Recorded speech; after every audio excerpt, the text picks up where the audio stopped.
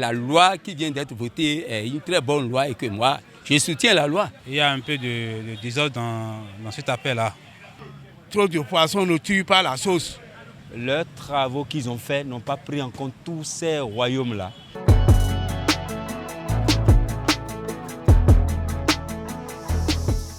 Moi, je m'appelle François Koyo.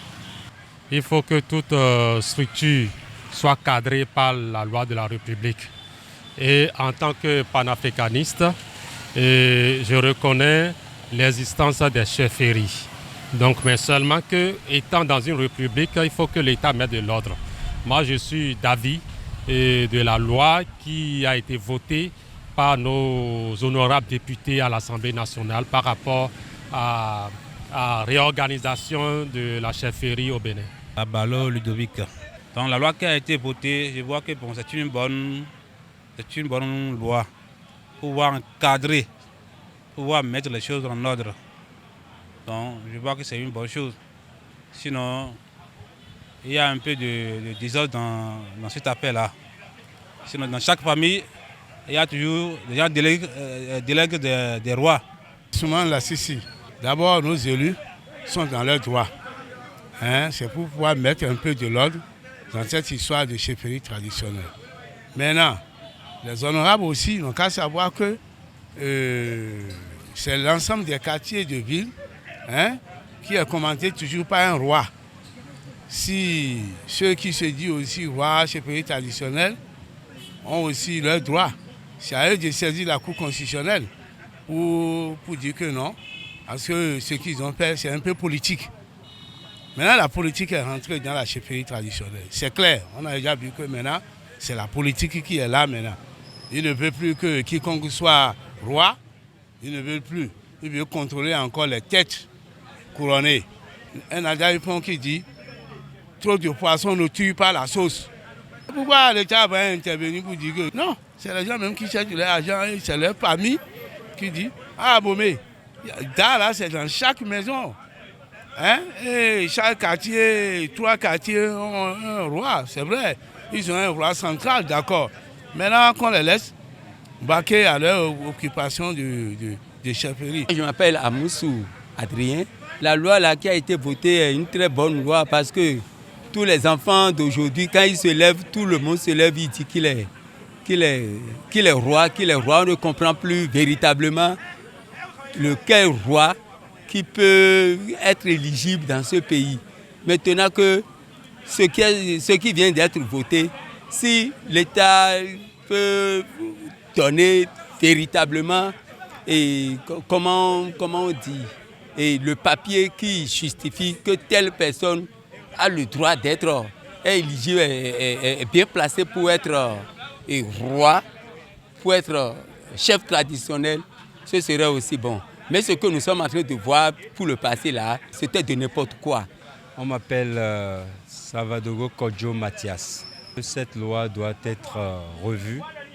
Et pourquoi je le dis? Parce que le gouvernement a dit qu'ils ont mis des commissions en place qui ont travaillé pour faire sortir un résultat, pour savoir ceux qui sont des vrais rois, ceux qui ne le sont pas. Il y a le roi Awadegla, qui est mort depuis des siècles, mais qui a dit avant sa mort que celui qui va le succéder,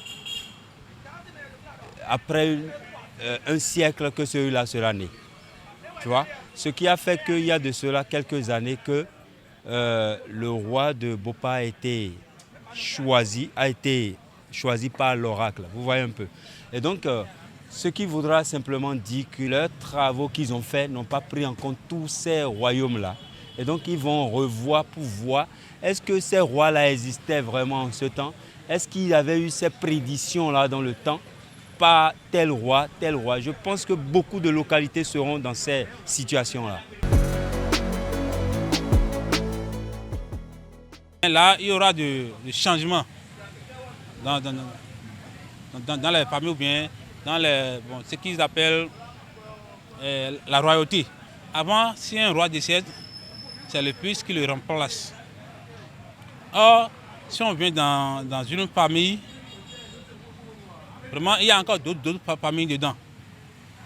Maintenant, si c'est pour une seule famille, de père au fils, je ne vois pas qu'il y aura de modifications. Les choses seront intactes. Mais lorsqu'ils vont commencer par changer ça, si avant de déléguer, de choisir un roi, ils consultent le père d'abord, avant de le faire. Si c'était comme ça, c'est bon. Mais si c'est que si le père meurt, c'est le fils qui le remplace en même temps, c'est pas bien. Il aura de mécontentement parce que je ne suis pas en train de dire que tout ce qu'ils ont dit est faux, mais qu'ils revoient encore parce qu'il y a, moi j'ai la preuve par exemple qu'il y a une localité qui n'est pas citée. Ceux-là qui ont voté la loi, c'est des gens intellectuels, c'est des gens calés, c'est des gens qui ont réfléchi. Ça n'aura aucun impact. D'accord ou d'accord, il faut que tout le monde tombe d'accord, que tout le monde soit d'accord. Quand vous demandez à l'oracle qui sera roi et que l'oracle dit c'est telle personne, est-ce que la personne-là est éligible? Est-ce que la personne-là est véritablement consciente pour être roi?